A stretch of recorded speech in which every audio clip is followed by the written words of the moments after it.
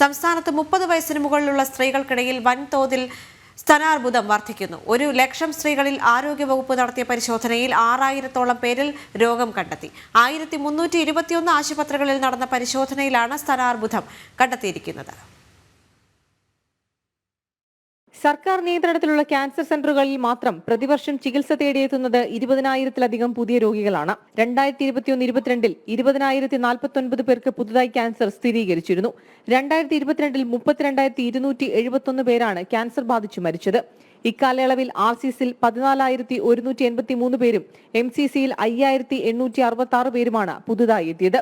2024-2025 cancer രോഗികളുടെ എണ്ണം നിലവിൽ പരിശോധിച്ചു വരികയാണ്. ഈ സാഹചര്യത്തിലാണ് കേന്ദ്ര നിർദ്ദേശപ്രകാരം സംസ്ഥാനത്ത് ക്യാൻസർ സ്ക്രീനിംഗ് നടത്തുന്നത്.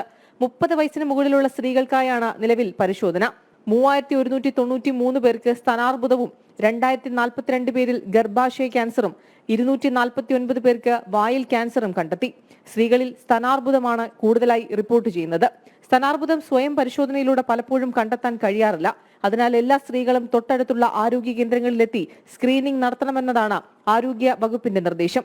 സംസ്ഥാനത്ത് 1321 സർക്കാർ ആശുപത്രികളിലാണ് ക്യാൻസർ സ്ക്രീനിംഗ് നടത്തുന്നത്. BPL-കാർക്ക് പരിശോധന സൗജന്യമാണ്. ജനം, തിരുവനന്തപുരം.